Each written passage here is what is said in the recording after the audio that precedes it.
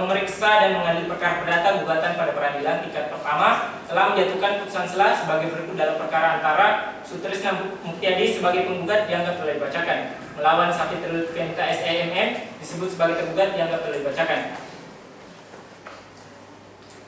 Setelah mendengar kedua belah pihak yang berperkara tentang duduknya perkara, menimbang bahwa penggugat telah mengajukan surat gugatan 14 Maret 2016 dianggap telah dibacakan. Berdasarkan semua hal yang diuraikan di atas, penggugat mohon kepada majelis hakim untuk berkenan memeriksa dan memutuskan sebagai berikut dianggap telah dibacakan. Menimbang pada hari sidang yang akan ditentukan di mana di persidangan pihak penggugat telah hadir dianggap telah dibacakan. Menimbang bahwa pada hari persidangan pertama tersebut majelis hakim telah berupaya untuk mendamaikan dianggap telah dibacakan. Menimbang bahwa hakim mediasi dalam berita acaranya menyatakan mediasi gagal. Selanjutnya menyerahkan kembali proses pemeriksaan perkara ini kepada majelis hakim. Menimbang bahwa supaya majelis dan juga oleh hakim mediator yang ditunjuk ternyata proses pada yang dianggap telah dibacakan. Menimbang bahwa atas gugatan penggugat tersebut telah mengajukan jawaban secara tertulis dianggap telah dibacakan. Menimbang bahwa berdasarkan permohonan pemanggilan pihak ketiga yang diajukan oleh pihak tergugat dianggap telah dibacakan. Menimbang bahwa berdasarkan uraian pertimbangan tersebut di atas dianggap telah dibacakan. Menimbang bahwa oleh karena eksepsi tentang kewenangan mengadili pengadilan dianggap telah dibacakan. Menimbang bahwa tentang biaya perkara dalam putusan sela ini akan ditangguhkan dan diperhitungkan dalam putusan akhir. Memperhatikan ketentuan dan peraturan perundang-undangan lainnya yang berhubungan dengan perkara ini. Mengadili 1. Menolak sebagian eksepsi pihak tergugat. 2. Menerima permohonan pemanggilan pihak ketiga yang diajukan oleh pihak tergugat. 3. Memerintahkan kepada jurusita untuk memanggil pihak ketiga menghadiri agenda sidang berikutnya sebagai pihak tergugat 2 dalam perkara ini. 4. Memerintahkan kepada kedua belah pihak yang berperkara untuk melanjutkan pemeriksaan perkara ini. 5. Menangguhkan biaya perkara sampai pada putusan akhir. Demikianlah diputus dalam rapat permusyawaratan majelis hakim Pengadilan Negeri Marabelian. Jambi 22 April 2016, Hakim Ketua Majelis Abdul Qadir SMH, Hakim Anggota Ahmad Nugraha SMH dan Andi Fadila SMH.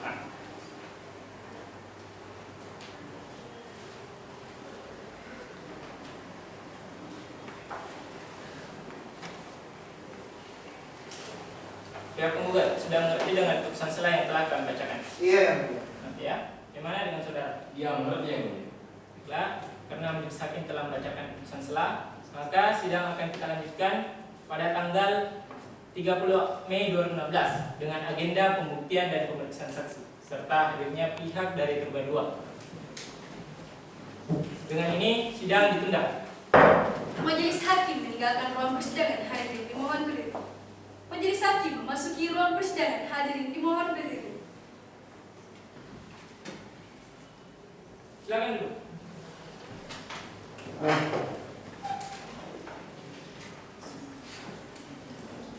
Sidang lanjutan perkara perdata Pengadilan Negeri Marabelian dengan nomor register perkara 231-CA/angka 03/2016-PNB dengan pokok perkara perbuatan melawan hukum antara penggugat class action masyarakat adat diwakili kuasanya sebagai penggugat melawan PT Cucunan Palem diwakili kuasanya sebagai tergugat 1 dan pemerintah Kabupaten Merangin diwakili kuasanya sebagai tergugat 2. Dengan ini menyatakan sidang dibuka dan terbuka untuk umum. Agenda sidang kita hari ini adalah pembuktian dan pemeriksaan saksi. Pada saudara tergugat 2, saudara hadir dalam persidangan ini sebagai pihak prinsipal atau kuasanya? Kami hadir di sini sebagai kuasa hukum tergugat 2 yang mulia. Jadi, apakah saudara memiliki surat kuasa dan surat izin beracara? Iya yang mulia. Silakan dibawa ke depan. Para pihak silakan di depan.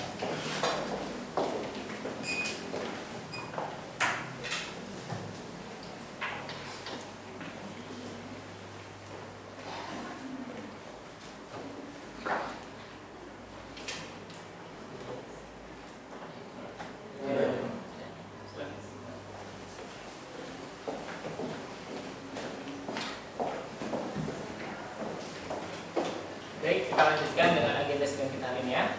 Pembuktian dan pemeriksaan saksi. Saudara penggugat, sudah siap alat bukti dan saksinya?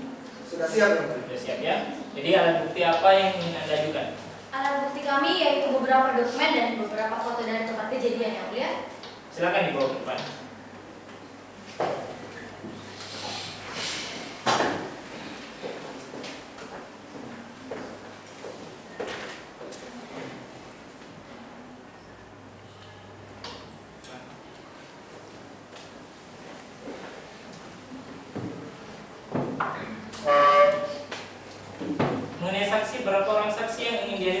1 orang saksi dan 2 orang ahli, Yang Mulia. 1 orang saksi.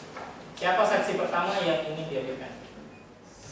Saksi pertama kami yaitu Saudara Ajat Sudrajat selaku Ketua LSM Semut Merah, Yang Mulia. Mohon maaf Yang Mulia, kami keberatan dengan saksi yang dihadirkan oleh pihak penggugat. Karena esensi dari saksi adalah melihat, mendengar, dan merasakan langsung peristiwa hukumnya. Mohon maaf Yang Mulia, benar apa yang dikatakan kuasa hukum tergugat, akan tetapi dalam putusan Mahkamah Konstitusi nomor 65 garing PU 8/2010 bahwa pada dasarnya seseorang yang memberikan keterangan tidak mesti apa yang dia lihat, tidak mesti apa yang dia rasakan, dan tidak mesti apa yang dia alami. Baiklah, keberatan ditolak. Jadi silakan untuk menghadirkan saksinya. Saudara saksi silakan memasuki ruang persidangan. Silakan dulu. Saudara saksi bisa maju ke depan memperlihatkan kartu identitas saudara.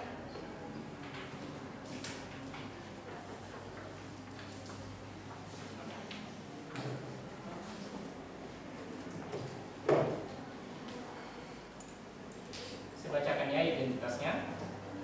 Nama saudara Ajat Sudrajat, tempat tanggal lahir Merangin 17 Agustus 1964, alamat Jalan Jenderal Sudirman nomor 10 Bangko Jambi, agama Islam. Benar? Benar Yang Mulia. Benar ya. Jadi pekerjaan saudara, Awal sebagai Ketua LSM Semut Merah Yang Mulia. saudara kenal dengan pihak penggugat. Kenal Yang Mulia. Hubungan kerja atau keluarga dengan pihak penggugat? Tidak ada Yang Mulia. Tidak ada ya. Jadi sebelum memberikan keterangan, apakah saudara bersedia untuk diambil sumpahnya? Bersedia Yang Mulia. Bersedia ya. Silakan maju ke depan.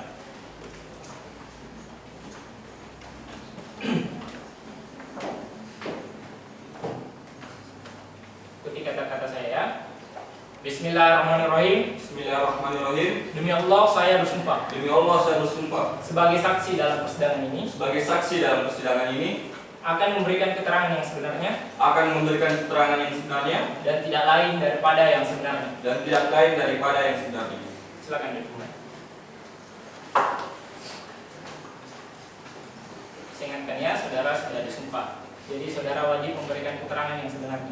Jika tidak, saudara akan dikenai pasal 242 ayat 1 tentang sumpah palsu dan keterangan palsu dengan ancaman pidana paling lama 7 tahun penjara. Saudara mengerti? Mengerti Yang Mulia. Mengerti ya? Silakan kuasa hukum penggugat. Terima kasih Yang Mulia. Selamat siang saudara saksi. Iya siang Pak. Anda ini kan Ketua LSM Semut Merah di Kabupaten Merangin, betul? Iya betul Pak. Apakah betul saudara 31 ini pernah melakukan kerjasama penggalangan dengan perusahaan asing asal Malaysia? Iya betul Pak. Jadi, apakah betul saudara 31 ini pernah melakukan penggalangan namun merusak sejumlah habitat satwa? Iya pernah Pak. Di sini Yang Mulia kita dapat melihat bahwa terdapat satu yang melakukan penggalangan tidak menggunakan etikat baik Yang Mulia. Keberatan Yang Mulia. Saya rasa kuasa hukum penggugat telah seenaknya saja mengambil kesimpulan sendiri tanpa menceritakan keseluruhan. Oh tidak Yang Mulia, kami tidak mengambil kesimpulan sendiri. Akan tetapi apa yang kami katakan itulah sesuai dengan faktanya. Mohon maaf Yang Mulia. Fakta yang mana saudara penggugat maksud? Saudara tidak menyebutkan bahwa perkara tersebut telah diselesaikan dengan mediasi dan mediasinya itu berhasil. Mediasi adalah salah satu bukti bahwa klien kami memiliki etikat yang baik. Dan kami pikir Yang Mulia perkara tersebut telah berakhir dan tidak ada kaitannya dengan perkara ini Yang Mulia. Dan di sini kami membawa hasil mediasinya. Jadi harap para pihak untuk tertib dan tenang ya selama persidangan ini berlangsung. Baiklah, keberatan diterima. Jadi saudara penggugat jangan mengambil kesimpulan sendiri selama persidangan ini berlangsung. Baik Yang Mulia. Masih memiliki pertanyaan? Masih Yang Mulia. Silakan dilanjutkan. Terima kasih Yang Mulia. Saudara saksi, Anda ini kan Ketua LSM Semut Merah di Kabupaten Merangin. Apakah Anda pernah melakukan pengawasan di kabupaten tersebut? Iya Pak, kami sering melakukan pengawasan dan mengawal isu-isu di seputar lingkungan Kabupaten Merangin. Jadi kalau begitu Anda memahami secara menyeluruh tentang persoalannya. Iya Pak, karena sejak awal kami telah melakukan pengawasan dan juga ikut mengawal kasus ini sampai sekarang. Bisa saya lanjut Yang Mulia? Silakan. Saudara saksi, dari penjelasan Anda tadi mengatakan bahwa Anda mengetahui persoalan ini karena Anda mengikutinya dari awal kan? Yang ingin saya tanyakan, apakah saat proses penyusunan AMDAL, Anda selaku pemerhati lingkungan dan masyarakat yang ada di daerah tersebut itu dilibatkan atau tidak ya? Awal dan masyarakat tidak terlibat dalam proses penyusunan dokumen AMDAL. Cukup dari kami Yang Mulia, namun mohon dijadikan catatan oleh Panitra berdasarkan dari keterangan saksi bahwa memang dari awal dan tergugat 1 dan tergugat 2 ini tidak memiliki etikat yang baik Yang Mulia, karena telah menyalahi pasal 26 ayat 1, 2, dan 3 Undang-Undang Nomor 32 Tahun 2009 tentang perlindungan dan pengelolaan lingkungan hidup Yang Mulia. Selanjutnya silakan tugas 1. Baik, terima kasih. Kemudian, saudara saksi, di sini kan yang terlibat dalam proses penyusunan dokumen AMDAL dari usaha klien kami, yaitu pemerintah, masyarakat, dan penanggung jawab usaha. Bisakah Anda jelaskan, apakah peran mereka masing-masing dalam proses penyusunan dokumen AMDAL tersebut? Begini, peran pemerintah itu dalam proses penyusunan AMDAL, yaitu berkewajiban untuk memberikan keputusan apakah suatu rencana kegiatan itu layak atau tidak yang dilakukan oleh si penanggung jawab usaha atas suatu rencana kegiatan. Dan adapun penanggung jawab usaha yaitu badan hukum yang bertanggung jawab atas suatu rencana kegiatan. Walaupun si penanggung jawab usaha bisa menunjuk pihak lain, kayak konsultan lingkungan hidup dalam proses pembuatan AMDAL tersebut. Dan adapun peran masyarakat dalam hal ini, masyarakat bisa menyampaikan aspirasi, kebutuhan, atau usulan-usulan untuk memperoleh keputusan terbaik atas AMDAL ini. Jadi yang mulia, berdasarkan keterangan saksi jelas bahwa peran dari klien kami hanya melakukan penyusunan dan penelitian. Yang memutuskan layak atau tidaknya AMDAL tersebut itu bukan bagian dari klien kami. Secara cukup yang mulia, terima kasih. Pihak kedua, silakan mengajukan pertanyaan. Terima kasih yang mulia. Saudara saksi, apakah betul dalam prosedur pembuatan AMDAL itu terdapat proses penyusunan dan penilaian AMDAL? Iya betul Pak. Betul ya. Jadi, apakah betul setelah proses penyusunan, penanggung jawab usaha dapat mengajukan dokumen AMDAL kepada komisi penilaian terkait untuk dilakukan pengujian berdasarkan peraturan? Iya betul. Kemudian dalam proses penilaian untuk menentukan layak atau tidaknya suatu AMDAL tersebut, itu terdapat sebuah persidangan yang dimana harus dihadiri oleh wakil masyarakat. Iya betul Pak. Dari kami cukup yang mulia. Terima kasih. Cukup ya.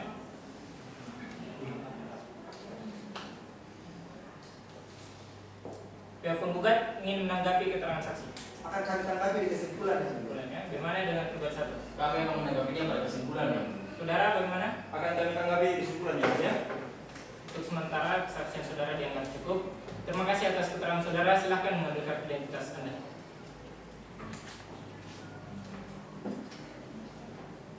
Pihak penggugat, silakan menghadirkan saksi berikutnya. Saudari ahli, silakan memasuki ruang persidangan. Silakan dulu. Saudara ahli bisa maju ke depan, perlihatkan kartu identitas dan surat tugas Anda.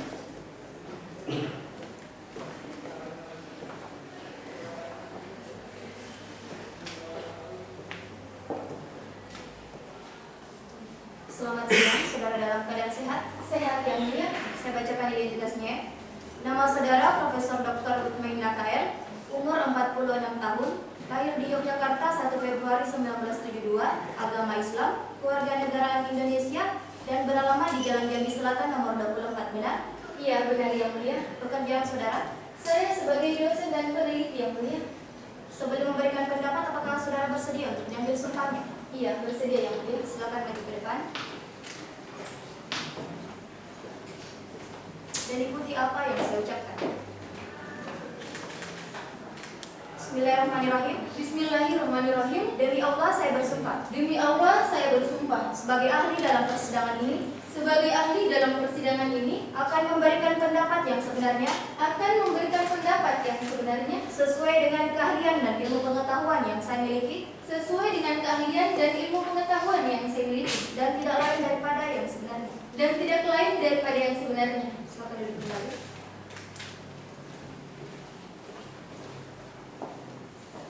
Saudara ahli, saudara telah disumpah, maka saudara wajib memberikan pendapat sesuai dengan keahlian dan ilmu pengetahuan yang saudara miliki.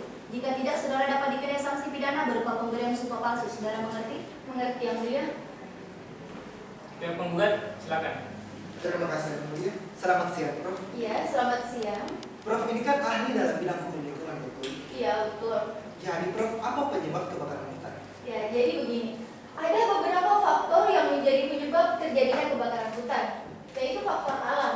Akan tetapi persentasenya ini sangat kecil, seperti lava, gunung merapi, atau petir. Dan yang kedua, ada faktor perbuatan manusia, persentasenya sangat besar. Faktor perbuatan manusia ini juga dapat disebabkan karena sengaja dengan maksud tertentu ataupun karena kelalaian. Begitu, Prof. Jadi, Prof, bagaimana cara mengetahui kebakaran hutan tersebut diakibatkan oleh kelalaian perbuatan manusia, Prof? Oh, gampang. Saudara cukup melihat saja sarana dan prasarana pencegahan kebakaran kebakaran yang disiapkan oleh pihak penanggung jawab usahanya. Apakah Prof pernah melakukan penelitian dalam kasus tersebut? Ya, pernah. Apa hasil dari penelitian Prof? Ya, jadi ada beberapa poin yang menjadi garis besar dari hasil penelitian saya. Pertama, kebakaran lahan tersebut disebabkan oleh perbuatan manusia. Yang kedua, sampel tanah gambut dari lokasi bekas kebakaran tersebut mengandung zat kimia beracun dan berbahaya, yaitu ether. Dan akibat dari kebakaran lahan tersebut menimbulkan kerusakan terhadap tanah gambut. Seperti itu, Pak. Hal yang menarik. Tadi Prof mengatakan bahwa kebakaran hutan tersebut diakibatkan oleh perbuatan manusia. Mengapa Prof? Ya, jadi berdasarkan hasil penelitian saya, kebakaran lahan tersebut disebabkan oleh perbuatan manusia. Karena kebakaran yang diakibatkan oleh alam tidak akan menimbulkan dampak luas.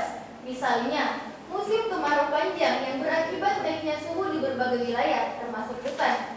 Sedangkan kebakaran lahan ini kan terjadi pada musim hujan dan terjadi pada lahan gambut yang sulit terbakar. Dan dari hasil peninjauan saya ke lokasi tersebut, ternyata terdapat sebuah kanal yang memisahkan antara lahan yang satu dengan bagian lahan yang lain. Sehingga di sini terbukti bahwa kebakaran lahan tersebut disebabkan oleh perbuatan manusia dengan sengaja. Bisa saya lanjut yang mulia? Sebelum dilanjutkan, saudara ahli, saudara tadi menyebutkan mengenai ether. Bisa saudara ahli jelaskan apa itu ether? Ya, jadi yang mulia, ether ini adalah zat kimia yang memiliki potensial sebagai alternatif bahan bakar. Di mana ether ini tidak perlu digunakan bersama dengan obat-obatan lain karena telah memenuhi tes anestesi. Jadi sangat banyak yang kerugian dari penggunaan ether ini. Ether ini mudah meledak dan terbakar, memiliki bau yang tidak enak, dapat mengiritasi jalan nafas. Ether ini dapat menimbulkan hiperglikemia, dapat menimbulkan hipersekresi kelenjar ludah, serta dapat menyebabkan mual dan muntah. Dan apabila ether ini digunakan sebagai bahan bakar untuk membakar lahan, ini dapat merusak kandungan tanah yang mulia. Silakan dilanjutkan. Terima kasih yang mulia. Selanjutnya Prof. Prof tadi memberikan keterangan bahwa apabila ether itu dijadikan bahan bakar itu dapat merusak tanah ya Prof? Ya, betul. Bisa Prof jelaskan secara detail mengenai hal itu? Ya, jadi seperti ini. Dalam penelitian ini, saya mengambil sampel dari beberapa tempat yang berpotensi sebagai hotspot kebakarannya. Dan hasilnya, ditemukan hotspot titik api penyebab kebakaran lahan tersebut mengandung zat kimia berbahaya, yaitu ether. Dan terbukti bahwa ether ini adalah penyebab meluasnya api. Dan kemudian, salah satu ciri dari kerusakan tanah akibat kebakaran adalah terjadinya penurunan ketebalan. Bahwa tanah gambut yang telah dibakar akan mengalami penurunan ketebalan hingga 20 sampai dengan 30 cm. Akan mengalami peningkatan pH tanah hingga lebih dari 5. Serta tanah gambut tersebut akan menghasilkan unsur hara. Jadi sudah jelas ya Prof, perbuatan ini betul-betul ulah manusia. Iya, sudah sangat jelas ya Bu. Cukup dari kami yang mulia, terima kasih. Saudara ahli, kira-kira cara mengetahui kebakaran tersebut disengaja atau tidak dapat ditentukan melalui apa ya? Ya, jadi untuk menentukan suatu kebakaran terjadi karena disengaja atau tidak, ini dapat ditentukan melalui satelit dengan menggunakan GPS atau dengan melakukan verifikasi lapangan. Seperti itu yang mulia. Selanjutnya silakan tergugat 1. Yang mulia, saudara ahli, berdasarkan pernyataan saudara ahli tadi, apakah saudara ahli ini sudah melakukan kedua hal tersebut? Iya, saya sudah melakukan verifikasi lapangan. Tepatnya pada tanggal 29 Februari 2015.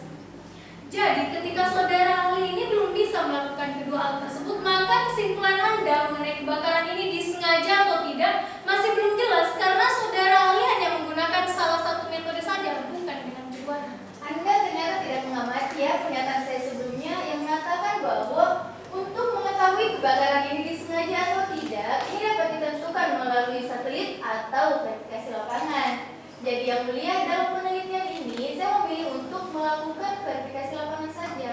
Seperti itu Bu. Saya kan tadi menanyakan yang keduanya ya saudara ahli. Cukup dari kami yang mulia, terima kasih. Ya. Selanjutnya silakan tergugat 2. Jadi kami tidak ada yang menerima kasih.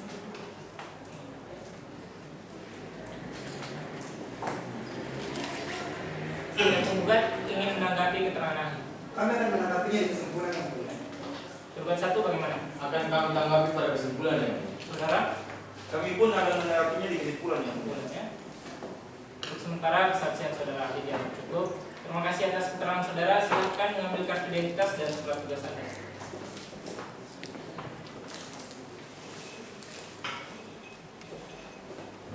Pihak penggugat, silakan menghadirkan saksi.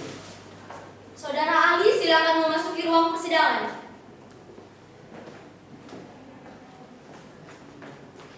Silakan.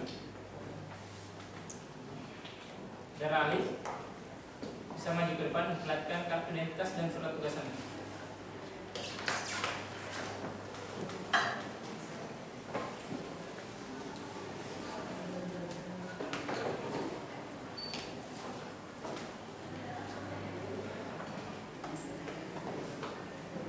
Selamat siang, saudara dalam keadaan sehat? Sehat yang mulia. Sehat ya. Di sini tolong dikoreksi bila ada yang salah ya. Nama saudara Profesor Dr. Basuki Fadil SMK, umur 52 tahun, dari Jogja, 9 Juli 1964. Agama Islam, warga negara Indonesia dan beralamat di daerah Istimewa Yogyakarta, benar? Benar yang mulia. Benar ya. Pekerjaan saudara? Saya sebagai dosen dan peneliti yang mulia. Sebelum memberikan pendapat, saudara bersedia diambil sumpahnya? Bersedia yang mulia. Silakan saudara maju ke depan.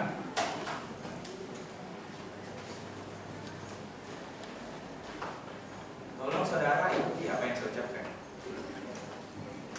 Bismillahirrahmanirrahim. Bismillahirrahmanirrahim. Demi Allah saya bersumpah Demi Allah saya bersumpah sebagai ahli dalam persidangan ini sebagai ahli dalam persidangan ini akan memberikan pendapat yang sebenarnya akan memberikan pendapat yang sebenarnya sesuai dengan keahlian dan ilmu pengetahuan yang saya miliki sesuai dengan keahlian dan pengetahuan yang saya miliki dan tidak lain yang daripada yang sebenarnya. dan tidak lain daripada yang sebenarnya. Silakan dulu. Baik, saudara ahli, saya ingatkan kembali, saudara sudah disumpah, jadi saudara wajib memberikan pendapat sesuai dengan keahlian dan ilmu pengetahuan yang saudara kuasai. Saudara paham? Paham yang mulia. Paham ya? Pihak penggugat, silakan. Terima kasih ya, Prof. Selamat siang, saudara ahli. Siap. Saya pakai Prof aja ya. Prof, apa sih yang dimaksud dengan perbuatan melawan hukum itu? Perbuatan melawan hukum dalam konteks perdata telah diatur dalam pasal 1365 KUH Perdata atau Burgelit Wikbuk dalam buku 3 BW pada bagian tentang perikatan-perikatan yang dilahirkan dari undang-undang yang berbunyi. Tiap perbuatan melawan hukum yang membawa kerugian kepada orang lain mewajibkan orang yang kena salahnya menerbitkan kerugian itu mengganti kerugian tersebut. Mengacu pada pasal ini, KMH memiliki 4 unsur. Dan dalam menentukan suatu perbuatan sebagai melawan hukum diperlukan 4 syarat. Yang pertama itu yang bertentangan dengan kewajiban hukum si pelaku. Yang kedua bertentangan dengan hak subjektif orang lain. Yang ketiga bertentangan dengan kesusilaan. Dan yang keempat itu bertentangan dengan kepatutan, ketelitian, dan kesejahteraan. Tadi saya sempat mendengar bahwa perbuatan melawan hukum itu memiliki 4 unsur ya, Prof. Bisa Prof jelaskan secara detail mengenai 4 unsur itu? Baik, saya akan menjelaskannya satu persatu yang berbeda. Yang pertama itu perbuatan tersebut melawan hukum, yaitu suatu perbuatan yang melanggar hak subjektif orang lain atau yang bertentangan dengan kewajiban hukum si pelaku yang telah diatur dalam undang-undang. Unsur yang kedua itu harus ada kerugian.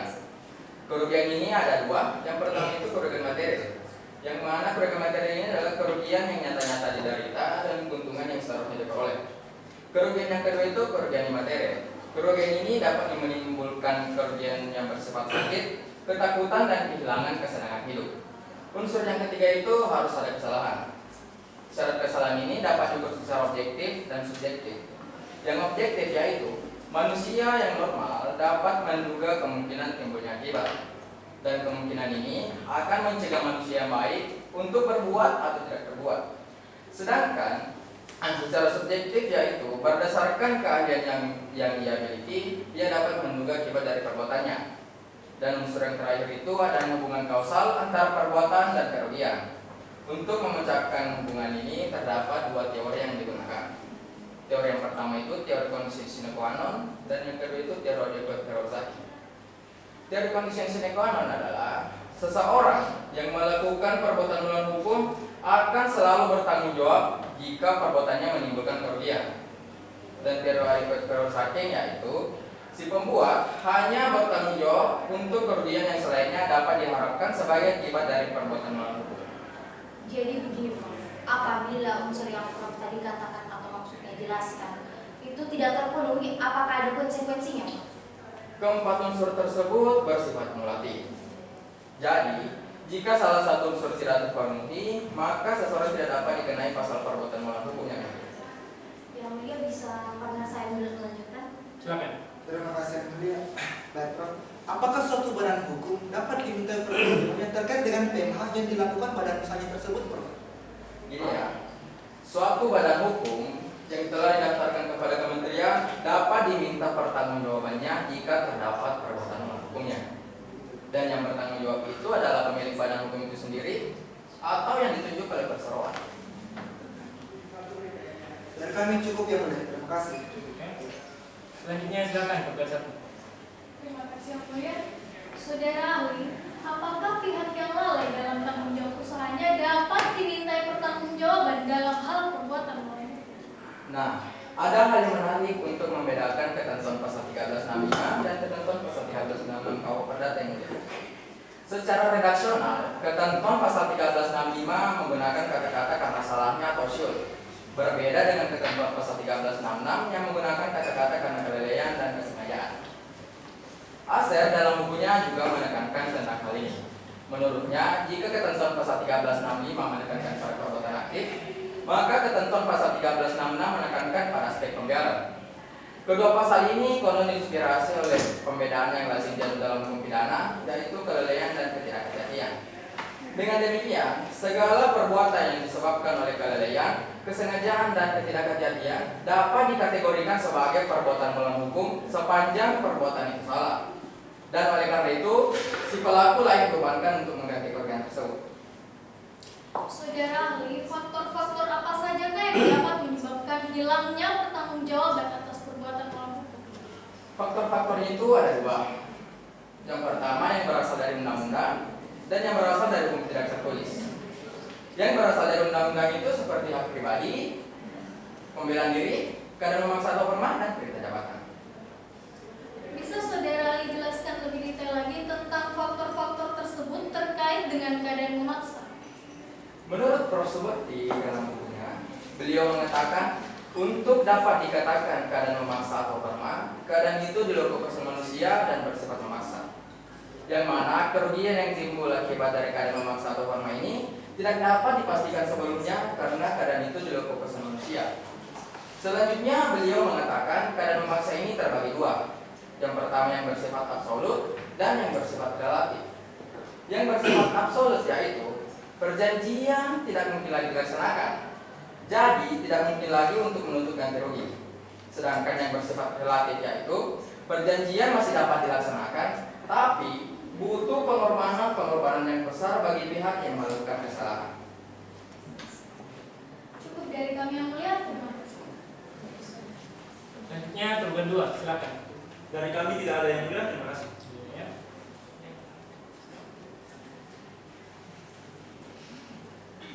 Pihak penggugat ingin menanggapi keterangan ahli. Akan kami tanggapi di kesimpulan yang mulia. Bagaimana dengan saudara Penggugat 1? Kami akan menanggapi yang pada kesimpulan ini. Saudara Penggugat 2? Akan kami tanggapi kesimpulan yang mulia. Ya. Untuk sementara kesaksian saudara dianggap cukup. Terima kasih atas keterangan saudara. Silahkan mengambil kartu identitas dan surat tugas Anda.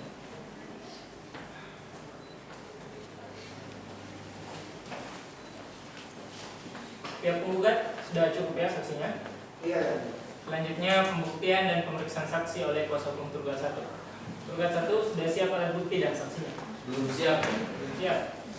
Bagaimana dengan saudara? Kami juga belum siap yang mulia, namun kami akan menghadirkannya pada persidangan selanjutnya. Belum siap ya. Jadi harap Penggugat 1 dan Penggugat 2 untuk membawa alat bukti dan saksinya ya di persidangan berikutnya. Iya.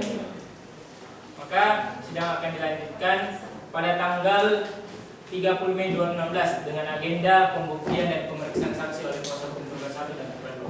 Dengan ini sidang ditunda. Majelis Hakim meninggalkan ruang persidangan, hadirin dimohon berdiri. Majelis Hakim memasuki ruang persidangan, hadirin dimohon berdiri. Silakan duduk. Sidang lanjutan perkara perdata Pengadilan Negeri Muarabelian dengan nomor register perkara 231/PDPCA/2016/PNB. Dengan ini menyatakan sidang dibuka dan terbuka untuk umum. Agenda sidang kita hari ini adalah pembuktian dan pemeriksaan saksi tergugat 1 dan tergugat 2. Saudara tergugat 1, sudah siap alat bukti dan saksinya? Sudah siap. Jadi alat bukti apa yang ingin Anda ajukan? Kami akan mengajukan beberapa alat bukti surat kemudian. Surat ya, silakan dibawa ke depan. Para pihak silakan ke depan.